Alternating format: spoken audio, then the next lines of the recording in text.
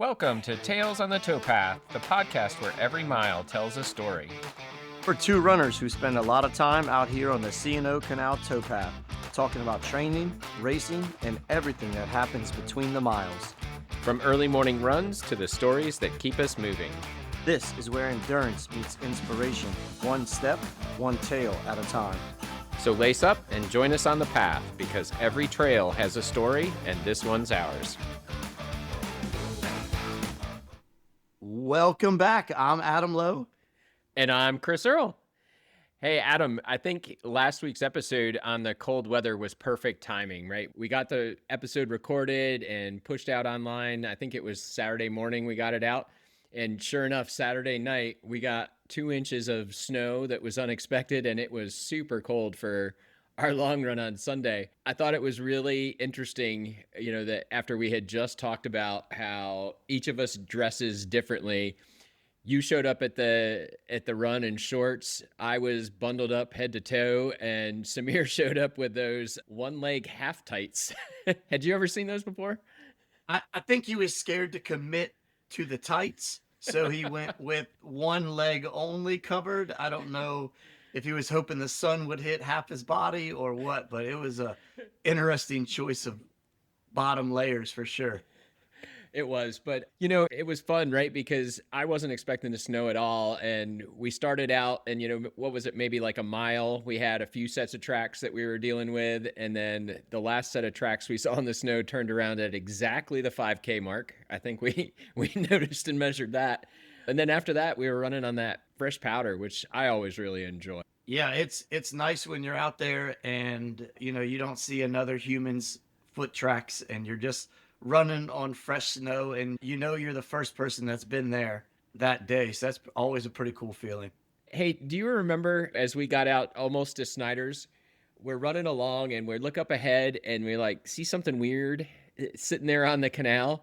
And sure enough, we get all the way up to it and it's a carp. It was, what was it, like 12 inches long or something? Yeah, I thought it was a log at first. I just figured there was a log in the middle of the towpath, and we got up closer to it and realized it was a dead carp. It's too bad somebody wasn't coming the other direction on the trail, because I think the three of us stood there and stared at that thing for a couple of minutes trying to figure out how it got there. Well, we were also debating because you and Samir didn't have phones with you, and of course, I didn't either, but we were debating on who was going to carry it back to the car so we could have visual evidence of this fish. But cooler heads prevailed, and we did not carry it back. We did come up with some interesting theories, though, right? Like at first, we assumed that maybe an eagle had snatched it out of the river. But then we noticed that there was a series of deer tracks right there in the snow. And I think Samir was onto something when he said that the eagle was trying to drop that carp on the deer so that it could take away a bigger carcass. What do you think? That's a far-fetched defense theory there, but if that eagle was hungry, it was going after the bigger prey, right? And that's just an example, folks, of the kind of stories that happen when Adam and Samir and I are out on the canal on an early Sunday morning. Yeah, and I like to say that all three of us survived, dressed in our different layers, and it was a pretty good run for us. We ran we did 10 miles, right? And Yep. A little bit slower pace because of the snow, but we just kind of were out there enjoying it. And like Chris said, I know that colder weather came, and Monday and Tuesday I actually ran in the morning on the treadmill. Part of that was because the canal I knew was going to be a little icy and a little bit dicey to run on there. So I just kind of opted for the treadmill, which I don't normally do, but in the case of ice, I will. So yeah, I was on the treadmill Monday and Tuesday morning, and then yesterday, Chris and I ran. Wait, was that today? That was today. Today. Felt like a week ago. Today, Chris and I ran 6 miles at 5 a.m. and then I did another 6 right after. So back on the towpath, still had some fresh snow on there, but it was not icy and it was pretty runnable. So good couple days, or a good day on the canal, I guess. I think you made the right call on Tuesday. I needed to run before work and I went out and it was 10 degrees, I think, and it was cold. So I cut it short, but I got some miles in and then finished it up in the afternoon when it warmed up a little bit. Yeah, good idea. I know it was what 9 or 10 degrees in the morning and then 40 in the afternoon, so a little bit easier to run in and a little bit more enjoyable for the lungs. Definitely. So, all right. Well, I think we are ready to bring special guest Katie Lowe on again, who is not only our special guest today, she is the guest today. So, you have been listening to her stories and her talking for, I think, 7 of the 8 episodes. So, we decided we would bring her on and have her kind of talk about her running and herself. Before we get over to her, though, I'd like to talk a little bit about her, just give a little background of her the last few years here. So she has completed the JFK 50 mile 4 times. She's done a few 8 to 10 hour running challenges, 6 marathons with a PR of 3:57:40. She's done 8 half marathons this year alone, and then a bunch more throughout her life. I can't count that high. You guys know I'm not very good with math, so it's probably way more than 20-ish. I don't know. She's done a ton of 5Ks, a ton of beer miles. Her most impressive stat to me is that she this year has won a beer mile in West Virginia, Virginia, and Maryland. So we call her the tri-state champion of beer miles with a PR of 9 minutes. So that is a quick introduction to the one and only Katie Lowe. So we are excited to have her on today. Thank you, Katie, for joining us. I'm back. Thanks for having me. We are excited to have you back. We are going to jump right into this. So I know I just kind of gave some highlights of your running career, but why don't you quickly tell us how you got into running, maybe as a little girl when you still maybe had straight hair, or have you always had curly hair? I don't know. I have Just always joking. had curly hair. There was no straight hair. There was brushed out, frizzy hair, but it was always curly. And that's why it looked the way it did. But anyway, that's a whole nother podcast for another day. As far as getting into running, I actually was born into a family where there was always athletics around. So I have lots of cousins and aunts and uncles who have been college athletes. And I was born into my mom and dad, who my mom actually talks about how she would have loved to have been in many sports as she grew up, but they didn't have that opportunity back then. So all she could do was be a cheerleader. And then my dad was actually the high school girls basketball coach and the high school girls track coach when I was growing up. So when I was little, I would go to practices, I would see, um, all the athletes he coached, and I really wanted to be like them. So as I got older, I just would play any sport that my parents would sign me up for, and I was very lucky, even though I had younger siblings, that my parents were very accommodating to anything I wanted to try. So I did gymnastics and dance, but then I tried softball, soccer, basketball from when I was little, and then eventually becoming into a high school teenager, I did a sport every season, volleyball, basketball, and then outdoor track where my dad was still the head coach for the girls. So that really was my introduction into running. I may have been involved in a few like younger like type 1 mile cross country races when you're in like 4th or 5th grade, but they didn't have a lot of that whenever I was growing up. So my real first introduction was high school track. And I always knew that I wanted to go to college and play a sport when I was there. And track just kind of fell in my lap. I ended up at Robert Morris University, recruited for the 800 specifically, but since I was what they called a distance runner, they also asked me to run cross country while I was there. So I was a cross country, indoor and outdoor track athlete for 2 years when I went to Robert Morris. I enjoyed that time a lot, but when you are a 3-season running athlete, you are training to run fast for 11 months out of the year. And you had 1 month that was kind of a down month, and then you were back into training, and it just really got to me. I burn out pretty bad. The competition aspect, we can come back to that later, but I just was tired, and I had some life changes, and I decided, "Okay, this is enough for me," and I hung up my track spikes and transferred schools, and that was kind of the end of my competitive running career for a while. So you said you were an 800 runner and then you ran cross country at Robert Morris. What was your favorite? Let's just go. I know you didn't really like the cross country aspect. So what was your favorite track event that you did? Well, I did not like cross country. I mean, Yeah. I like the camaraderie, I like that it's all, like, the same race, but it was that was far distance for me, and I was in high school, I was a sprinter who ran the 800. I think you kinda have 2 different types of 800 runners in high school. You have the distance kids who come down to the 800, and then you have those sprinters who kinda stretch themselves for that half-mile race, and that was what I did. I trained every day with the sprinters. I did 100s, 200s, up to 600s, maybe 1,000 here and there, but it was mostly short stuff, and then I ran the 800. In high school, I ran the 4 by 4, like, so the 400 was it on my race card a lot.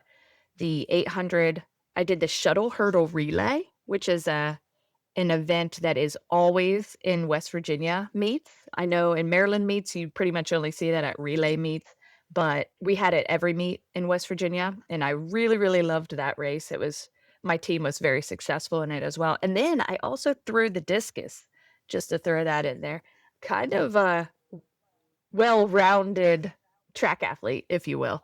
But my favorite event was probably the 800, the 4 by 8. It's a grueling race. I love that relay aspect of it, though. There's enough time in an 800 that you can imply some strategy, like, there's strategy to it. It's not just an all-out sprint, but you still have to be running at a good clip. If you're good at the 800, it's really getting close to that all-out sprint, but there's still enough distance there that you can use your mind to kind of either break people or run your own race kinda thing. So I love watching that race. I loved doing that race. It was just kind of exciting, even though the 800's a tough one to run.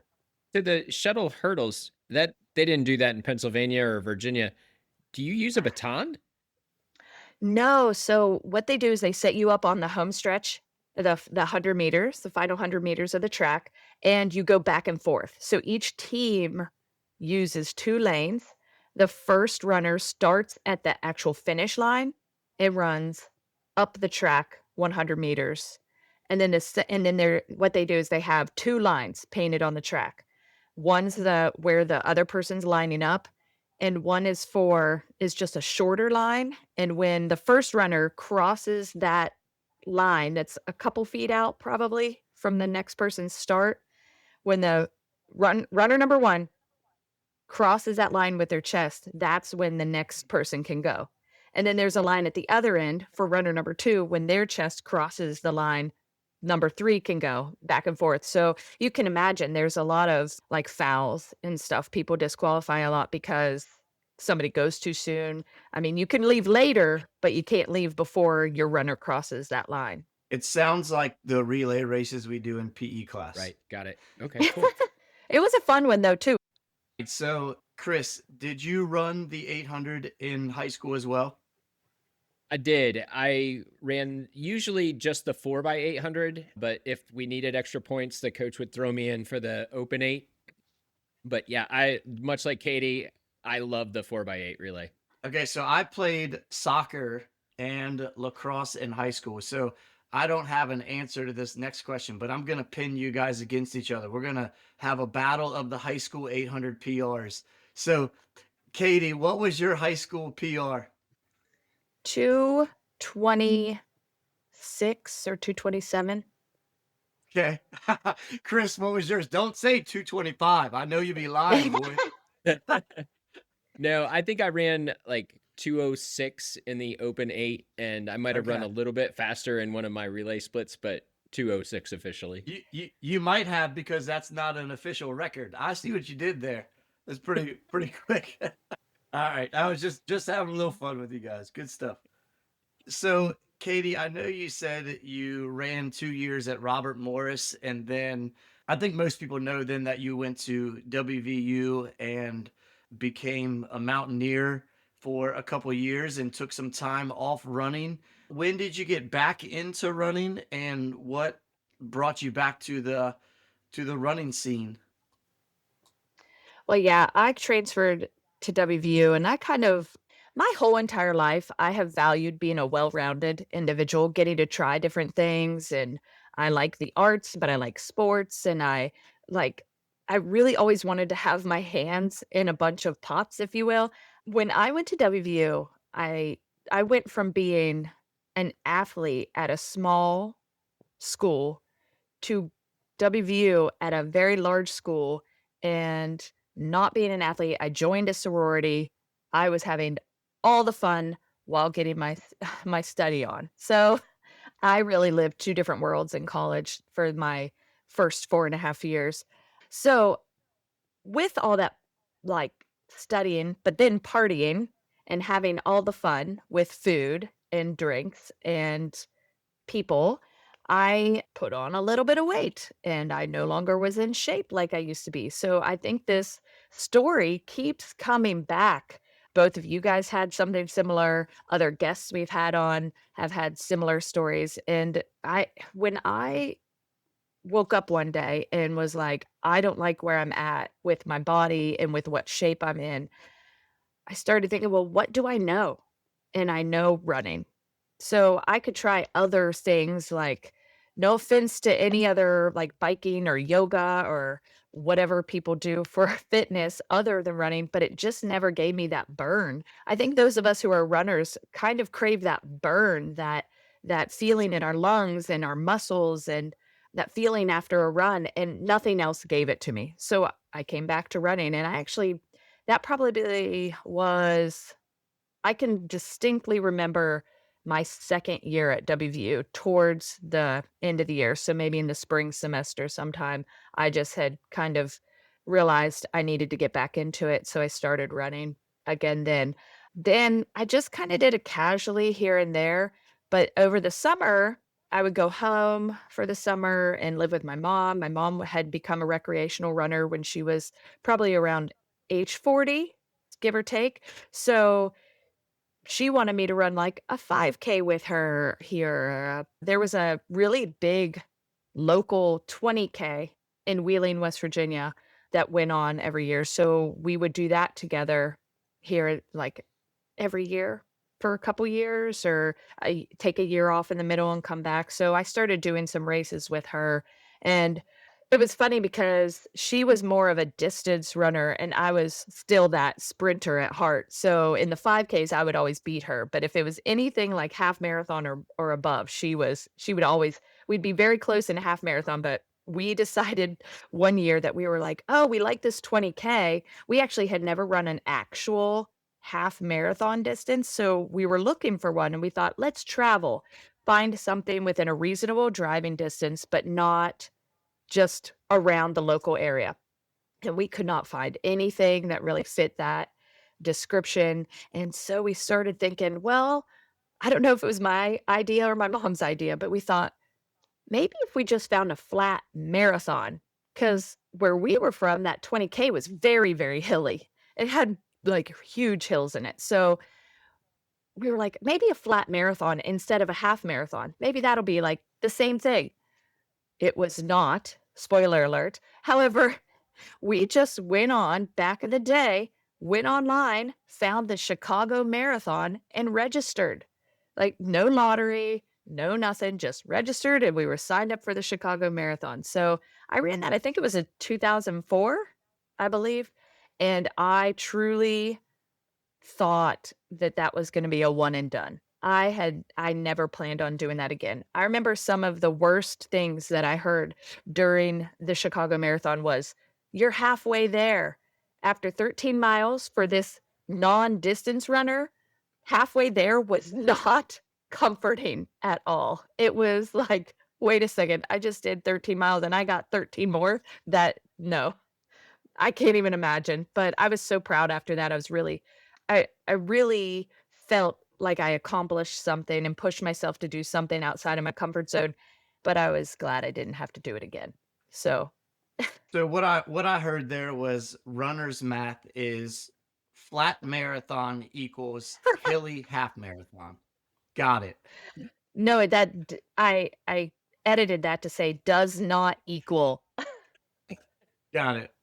So, when you signed up for that first marathon, did you do anything special with your training to keep yourself motivated? I very much did not know what I was doing, so I looked up Hal Higdon. Still, to this day, has his different training plans available online. He has different levels, so novice, intermediate, advanced, and the novice training that for the marathon doesn't include speed work or anything. It's just, I think, 4 days of what mileage you should run with one really like your one long run and then your one kind of medium run and 2 shorter runs is typically, if I remember correctly, how it's set up. I haven't looked for a while, but I just followed that and I pretty much stayed dedicated to that. I'm not in my prior history when I was getting back into running, I wasn't perfect at following training plans or training very well for those like that 20K or later whenever we would do half marathons with my mom and I wasn't great at always being religious with my training, but with that marathon, I'd heard so much about people bonking. I had just read about it. I didn't really know what it was, but I was deathly afraid of doing that in the marathon, like somewhere around 20, 22 miles is what I heard. You hit that wall. I would not let myself do that. So I think over that whole entire marathon training, I probably only missed maybe 2 runs the whole time, which for me, that was a huge success. So, Katie, I know that run streaking has been important to you over the course of your running career. Are you on your first of run streaks, or did you have some false starts along the way? I am actually on my second run streak. I actually the run streak is a very important part of my life, that in part of my history, even when it comes to Adam. So if you rewind back to, heck, I don't even know now, it would have been 2016, I believe.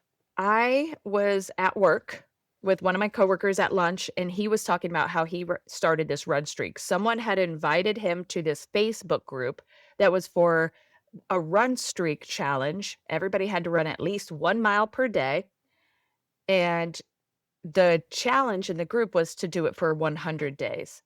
So we were talking, and I said, "Oh man, that sounds like a big challenge. I'd love to do it, but I don't think my knees will let me," because I always kind of had knee problems. I had a knee injury in basketball when I was in high school. So I always kind of babied my knees, and they always kind of hurt at the beginning of runs. But I just told him I didn't think I could do it because my knees would just not let me do it. But I thought, well, I'll try. So I started a run streak, joined that Facebook group for the 100-day run streakers, and started my streak. And I ended up not only going 100 days, I went 243 days. And the reason why I stopped was because I was pregnant with my third child and I was at 14 weeks. We were going to WVU for a football game that morning. And I was like, okay, I'm going to be tired enough as it is being pregnant at a hot football game. I'm just going to go ahead and today's the day because it's going to end anyway. Right. So It sounded like a little undedication there to me. That's all I'm gonna say. I'm definitely a different runner now than I used to be. We can safely say that. So, well, but then after I was done having kids and I kind of came back around, I was trying to get back in shape after my last baby was born. And in what would that have been? 2019? 19. Yep. Yeah, 2019. I was getting ready to have my birthday. I don't even remember which one. Geez, 41 or something? 2019? Yeah, shoot, I just gave away my age. Anyway, So did run sign up. I was gonna say the same thing, Chris. That information is on Run Sign Up. That's not a secret anymore. stop telling people how to find out.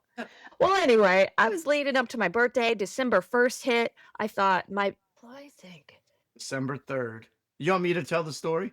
So December 3rd Okay. is when you started to do a Yeah. 10-day I run streak. started, I had been running because after Cassidy was born in 2017, I ran the Pittsburgh half marathon like 6 or 7 months later. And so I had been running, but not streaking until 2019. And on December 3rd, I was going to turn 41 on December 13th. So I thought, oh, I'll just run for 10 days in a row. I'll just streak for 10 days, a nice little 10-day roll into my birthday. And I actually ran into Adam at work, and that Facebook group for that run streak challenge is what actually sparked conversation because we had worked together for at least a year or more. And I didn't know that he was in that group. I saw him post and I never put together that these were the same people. Like that, because the people in that group at the time were from all over the place. They weren't local, they weren't just local. So I somehow put that together and spoke to him about it and told him that I was doing that 10-day streak. So it hits my birthday and I go to happy hour with my friends. I have a few beers there. Then I meet my family for Mexican food and a margarita.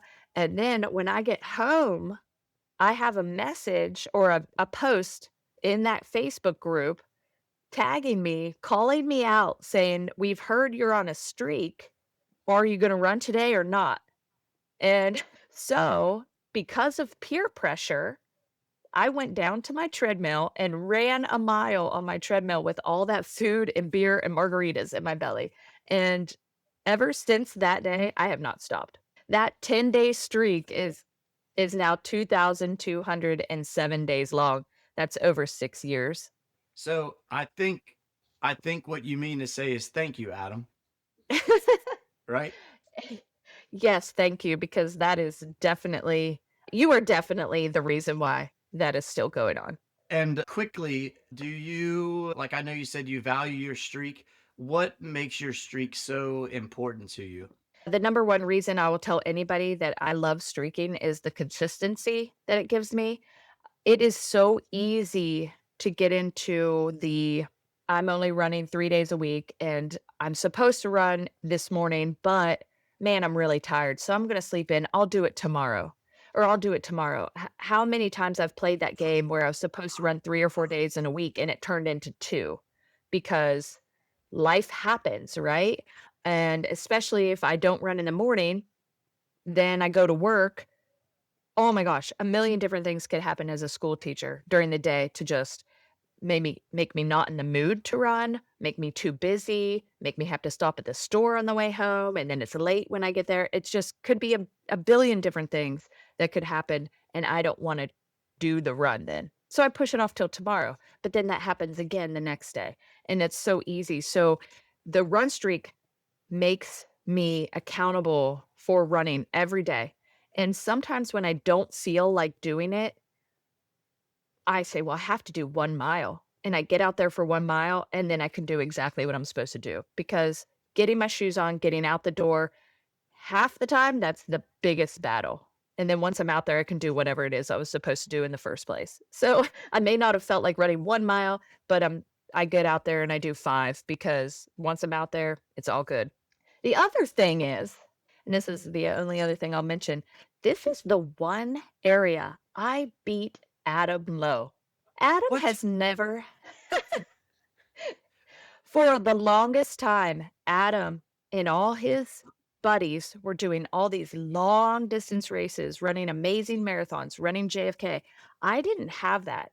I was for a long time, I was still just running like the shorter races, but what I had going for me was that streak. The streak was the one thing I had that was like, okay, this is mine. This is what I do, and I do it well. I do it every day, and I'm holding on to it.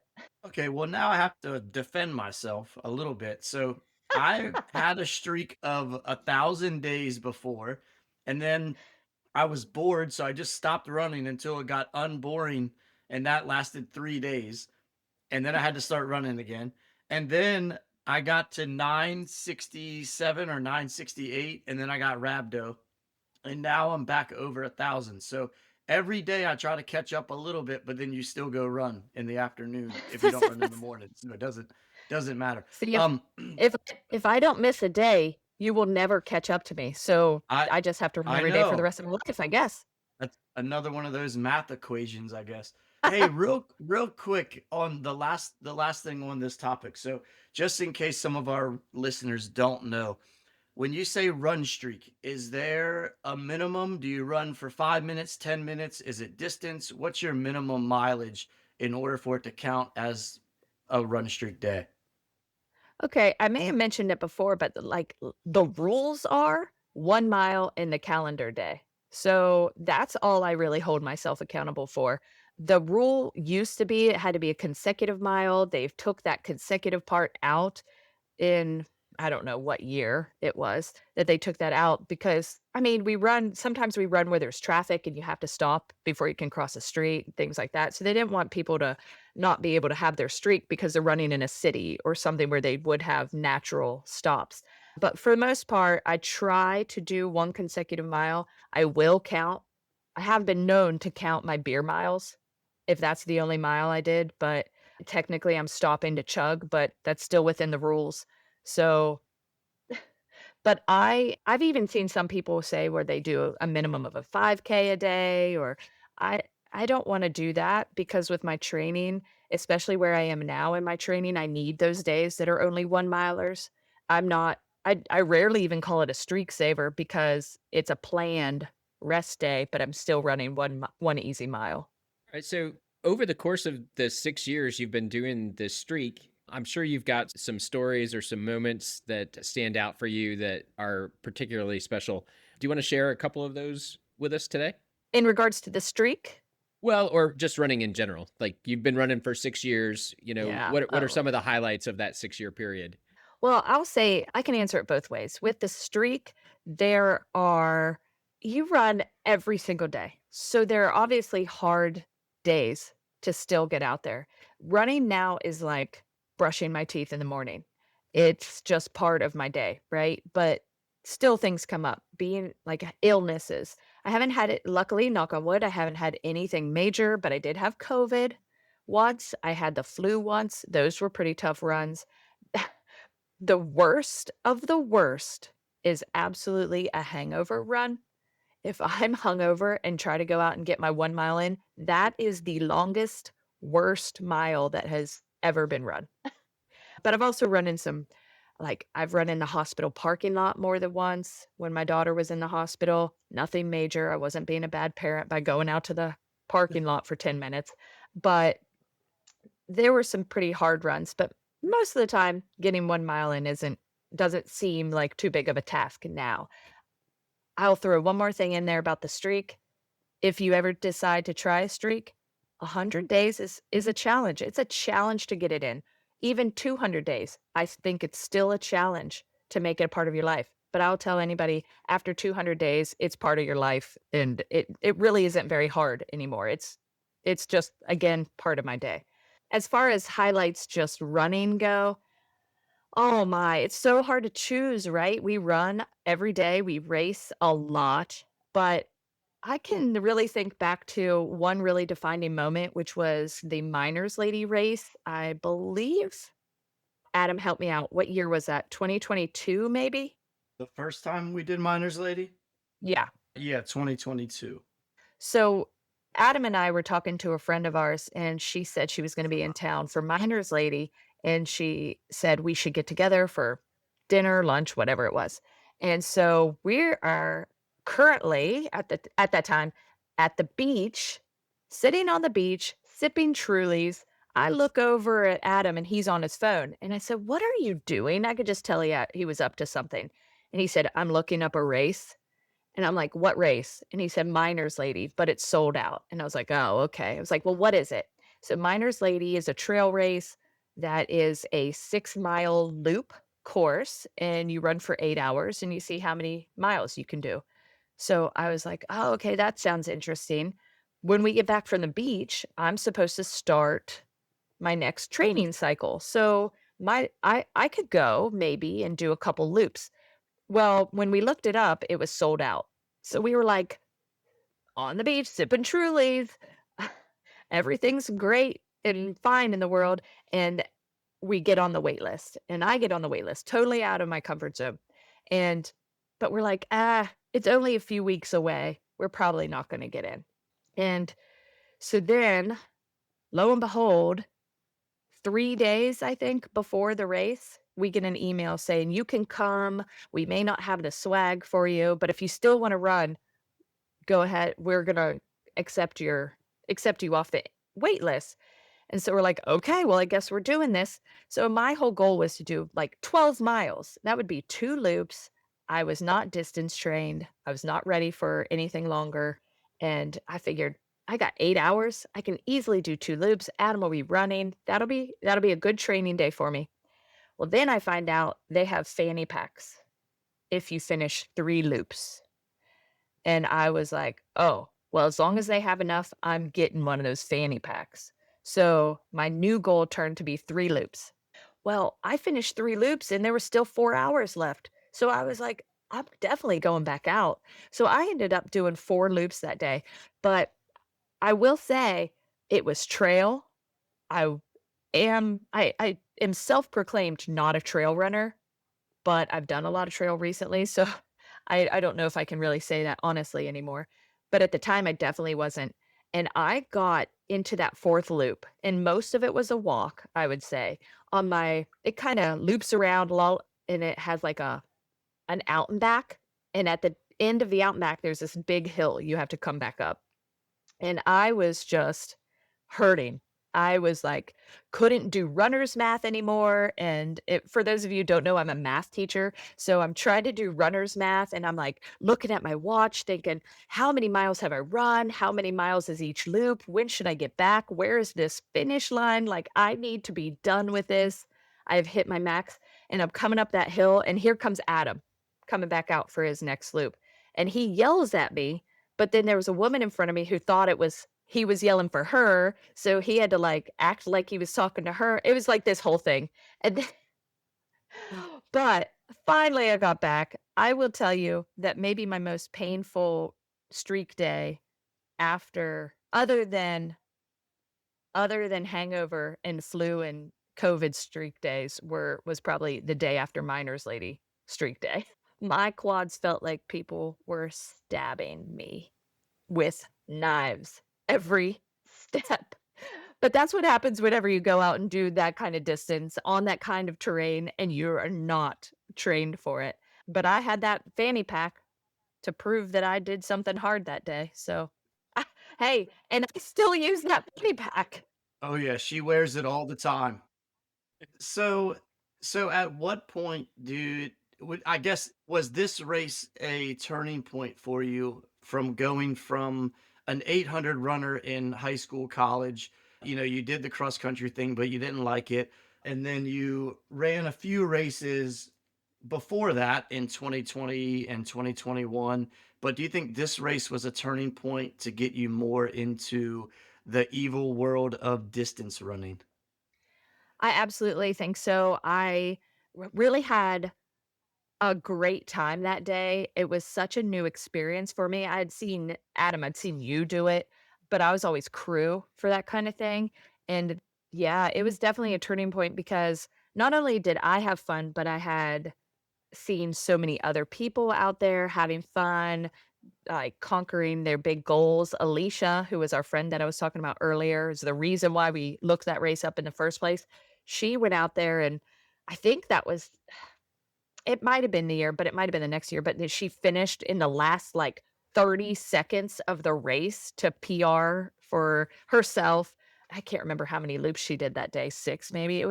But she came in, we were all, like, on pins and needles watching for I mean, it was just a great day, a wonderful experience. and it was approachable. It was an approachable race for somebody who wasn't really prepared to go out there and do 25 miles that day. And I know 6 times 4 gives you 24, but, like, you always have a little extra on those trail races. Yeah, that's great. And now I know that in 2025, right, things have really picked up for you in terms of your success. We've talked about it a little bit over the last few weeks of, some of the successes you've had at different distances. What do you think was the biggest change that happened this year that led to all that success? I actually, in March, well, let me back up. For leading up to this year, for over a year, we had been vegetarian and we had really enjoyed. Adam will pretty much do anything I want to do. So I say, let's try being vegetarian. He's like, let's do it. And so we started being vegetarian. We thought we had great energy and we felt good on it. We felt lighter. But I, Can I Adam, do you have jump in something? real quick? There might have been a Netflix show we watched that encouraged me to become a vegetarian as well. Are we Do telling you that remember story? that? I mean, I what was the stat that is this is okay to say, right? It said Think something so. like a man was like It 400% was more college likely. students. It was Oh they yeah, tested college students, and they took some that they had a control group that wasn't vegetarian, I guess, just had a normal diet, and then they put a different group on a vegan or a vegetarian diet, and they said they were 400% more likely. to wake up with morning wood, and I said sold 400%. That's those are great odds. Give And me I said, broccoli. Let's do "Adam, it. I said, "Adam, you can't improve upon 100%, so." Chris, did you almost spit out your beer? I did. I did. Okay. All right. That was a little off topic. But back to the running. Go ahead, Katie. That was definitely true, though. But so yeah, we were vegetarian, we were having it, but when it got to the beginning of the 2025 calendar year, I was not in a place with my body that I wanted to be. I felt like I was not eating a ton.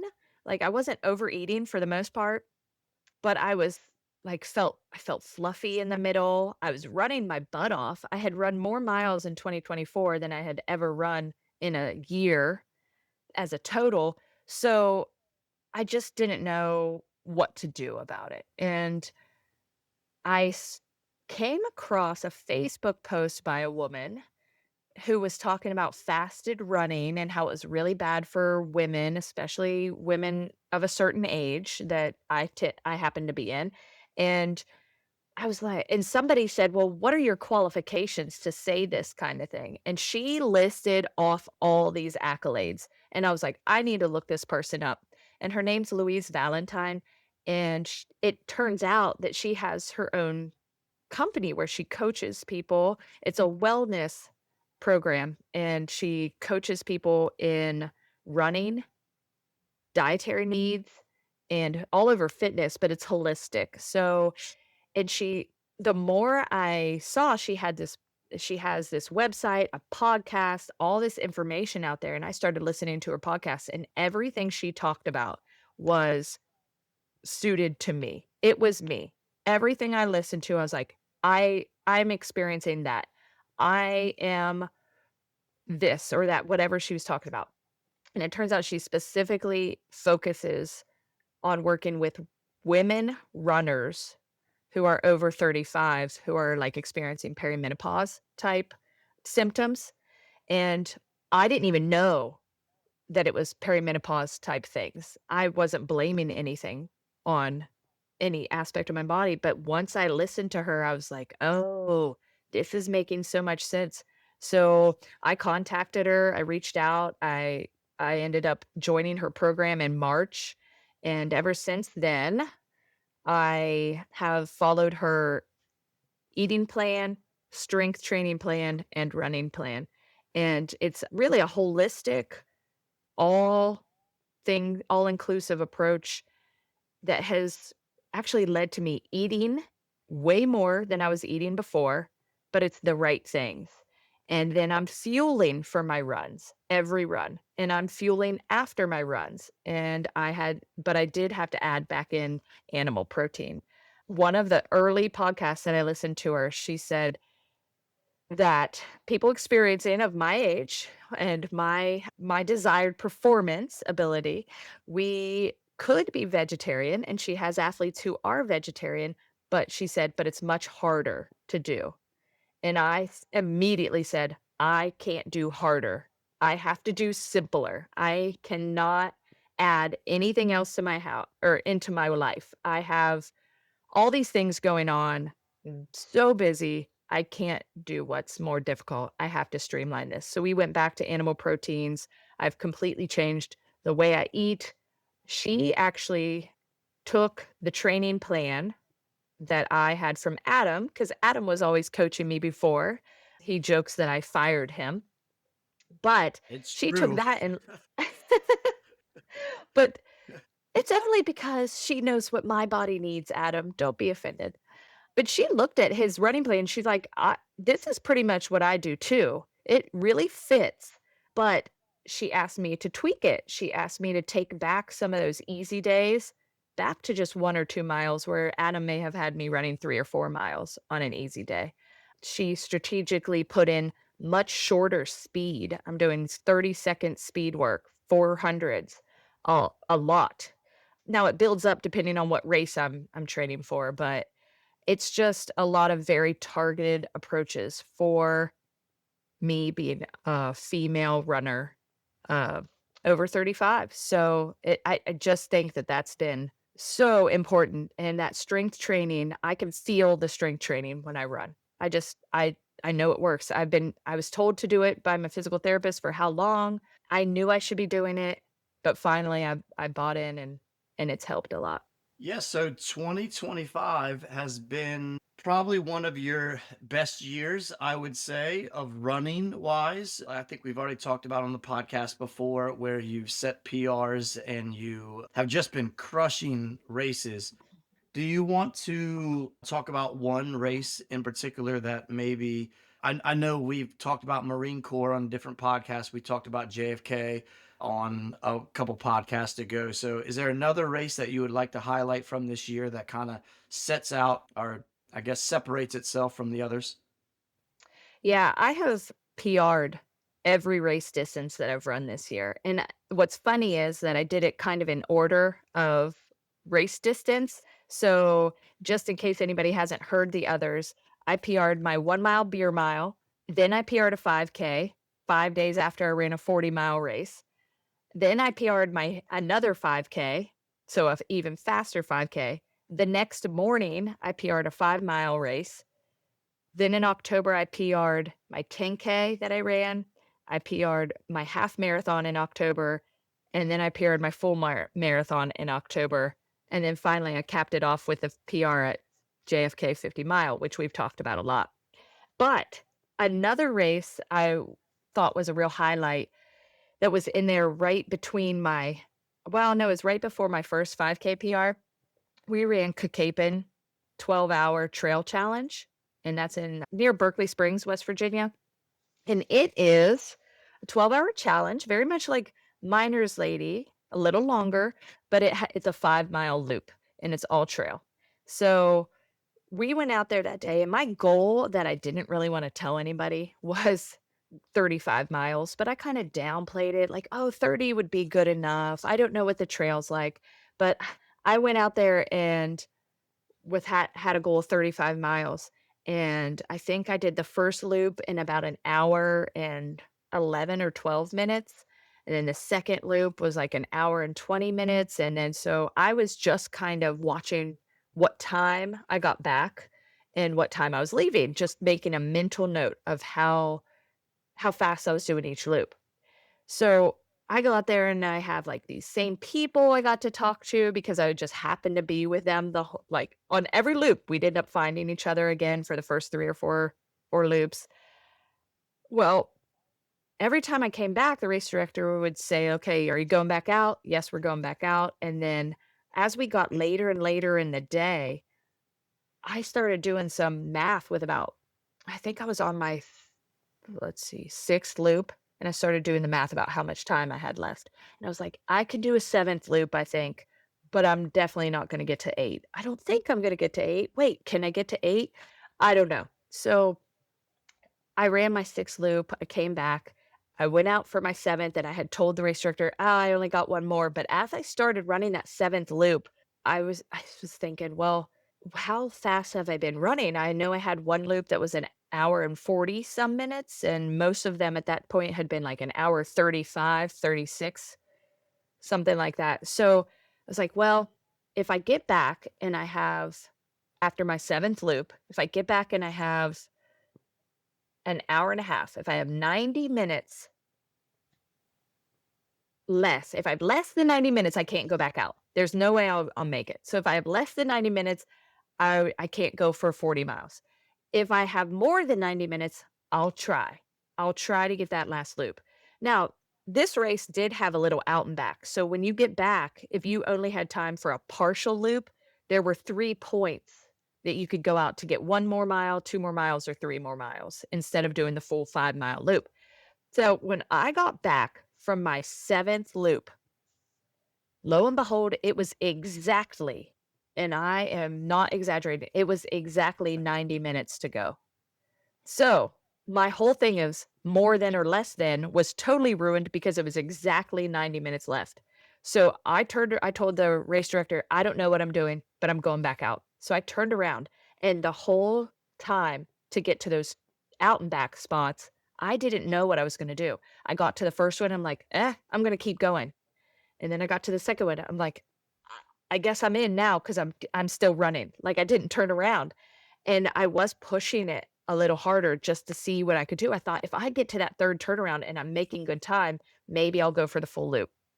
Well, I got to the third turnaround.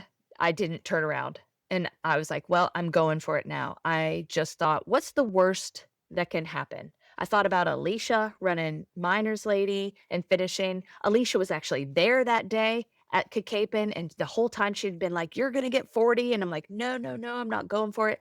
So I went out on this fourth loop or this eighth loop, and I'm making good time. And I'm thinking, okay, I'm going to do this. With about 2 miles left of that loop, a torrential downpour came in. It was thundering and lightning overhead. I actually thought they were going to call the race. And while I was out in the middle of the course, I thought somebody was going to come get me off the course. It was so bad. The trail, it was raining so hard that the trail turned into a stream. It was just water. I couldn't see the trail anymore. It's just water streaming down where that was. So, but I come around. I was by myself the entire loop. I didn't think anybody else was still out there, but I come in and there were a couple people still out of the course. I think Chris might have been one of them.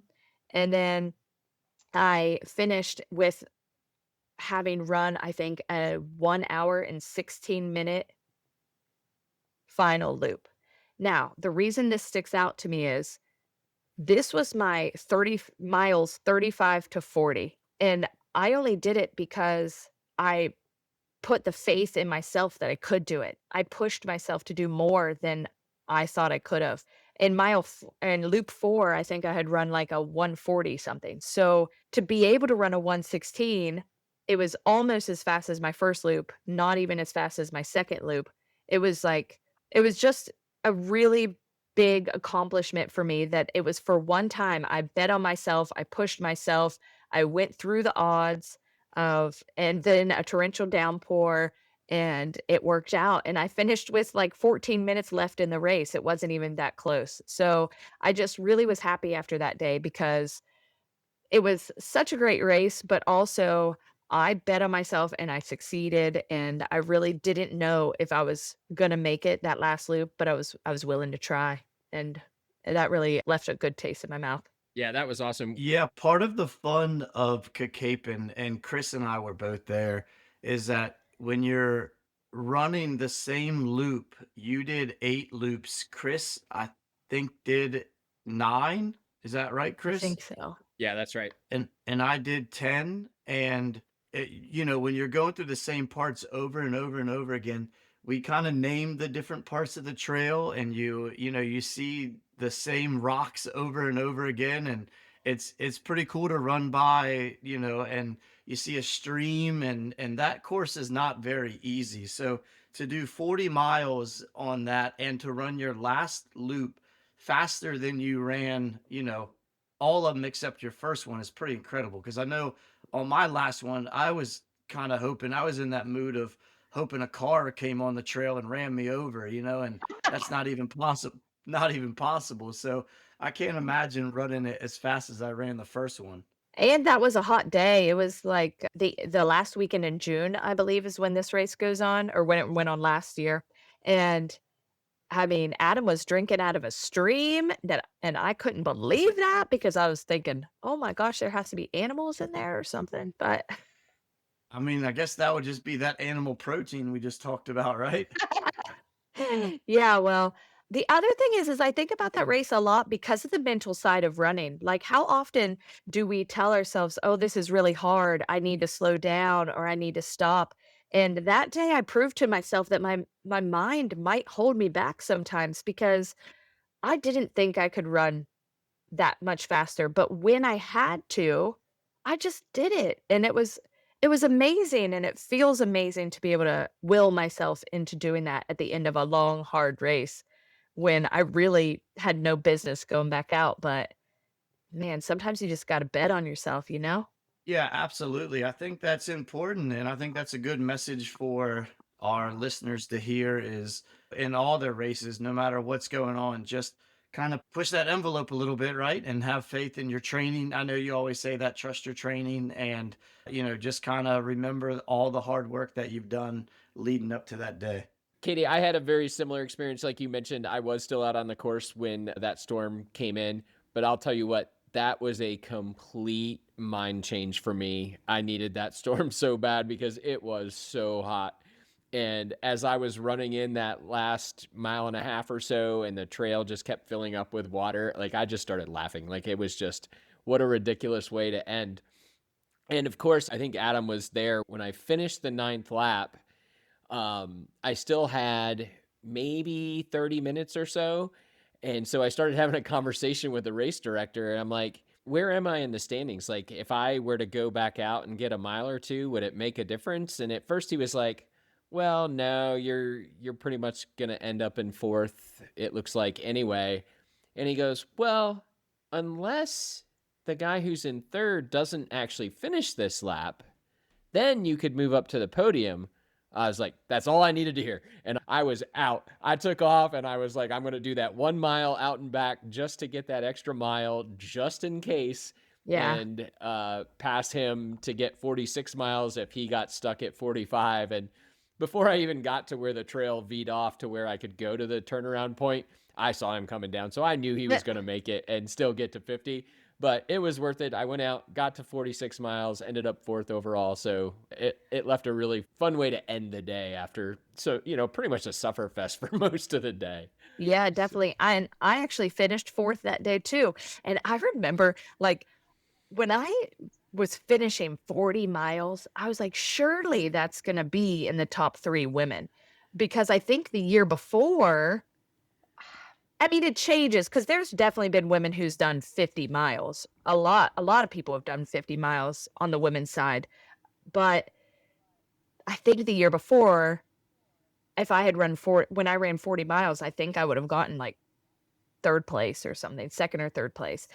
Maybe it was just a down year that year, but I got 4th that year, so I was a little surprised, but man, how can you be disappointed after, like, pushing yourself and really kind of figuring out what you're made of and then getting that downpour? I agree, it was just kind of funny at that point, and I was pretty sure I was gonna make it back by the time that started, but I remember it was so hard, I was worried about my shocks that were in my ears, I was worried about my watch, like, I know those things are supposed to be somewhat waterproof, but man, it was so hard. I was like, all this my phone was on in my back, like in a pocket on my back, and I was like, I hope this thing is functional afterwards because it was just so much rain coming down. Before we move on, that last segment of Katie talking about being fourth place, that was the complete uncompetitive side of Katie. She always says she doesn't run competitive against other people, but that was the uncompetitive side of Katie. Well, so here's the thing.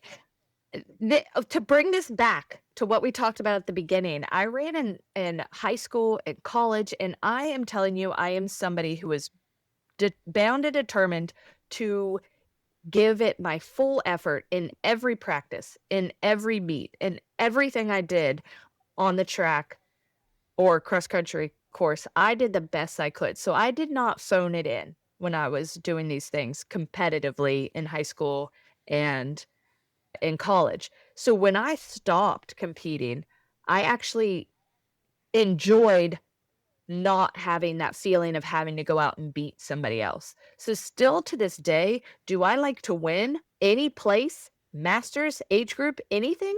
Yes, it feels so good, right? But if I'm in a race and somebody's trying to pass me, I don't I don't wanna race them. Or if somebody's ahead of me, I don't really wanna race. I don't like that feeling, I don't like the pressure, I don't like that, like, nervousness that you get in your stomach beforehand if you're trying to beat other people. I just wanna go in out there and do the best I can on that day, and I may have said this in a previous podcast, but I am almost never disappointed with my races because I'm still that same Katie from high school and college. Almost every race, I go out and give it what I can.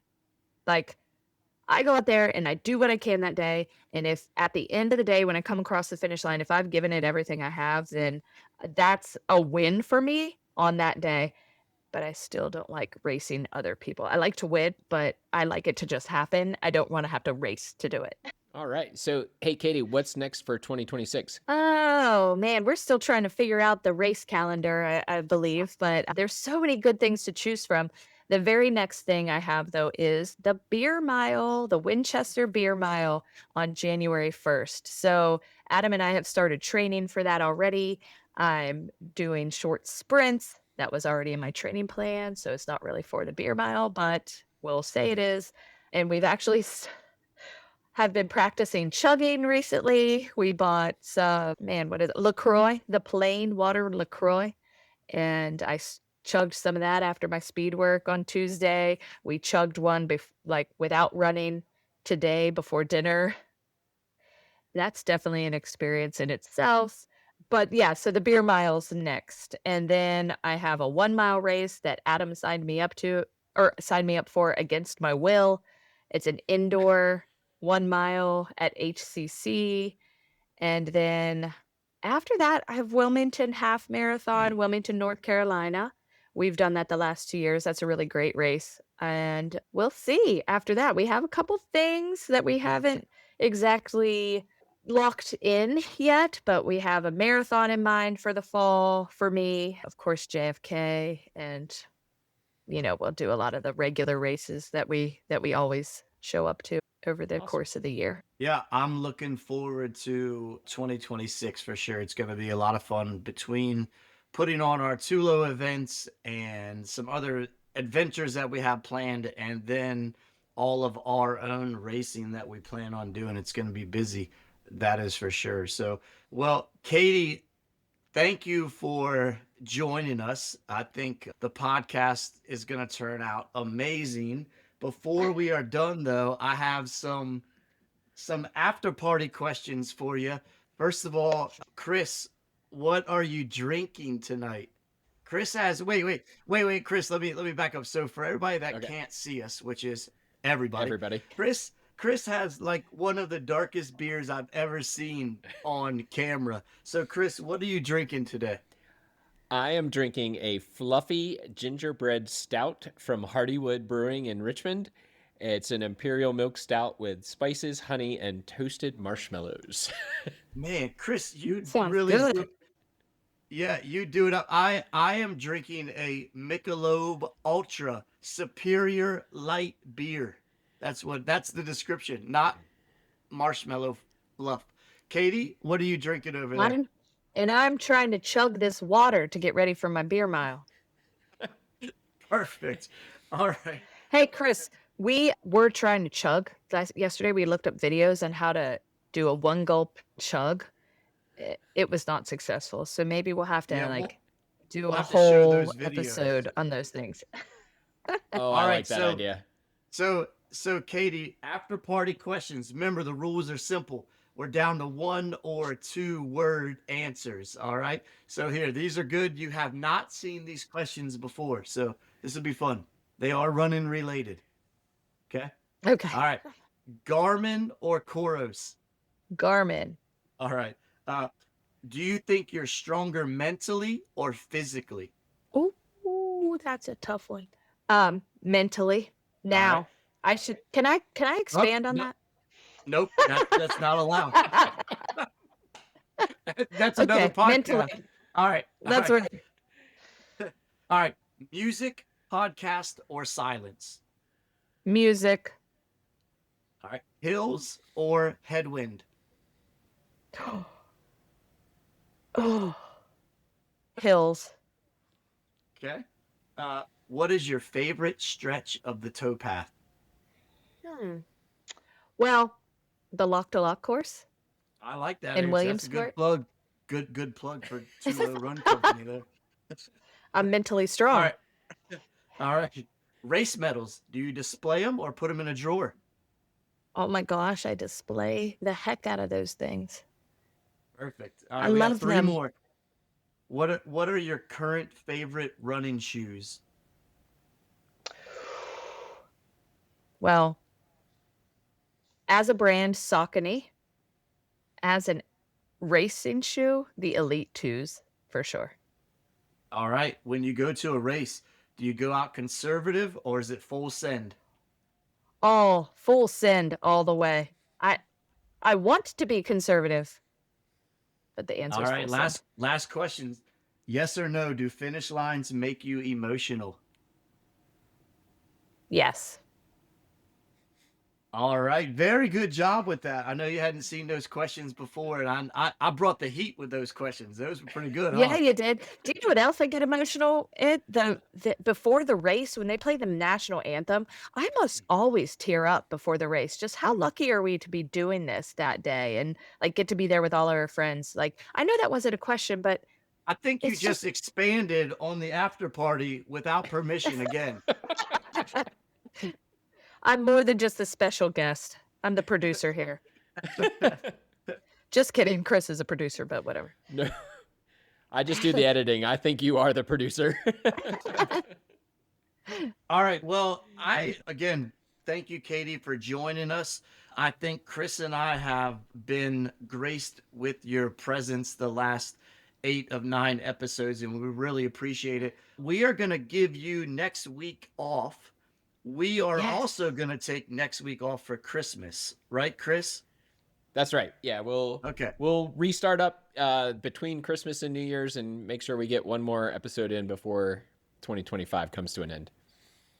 All right, that sounds like a good plan. Thank you, everybody, for joining us today and listening and learning more about the one and only Katie Lowe. So appreciate you guys, and we'll see you on the towpath. Get out there and look for fish along the trail.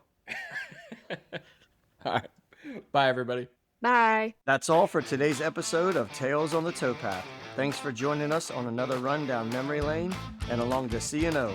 If you've enjoyed the show, be sure to follow, share it with a friend, and leave us a review. Until next time, keep your pace steady and your stories flowing.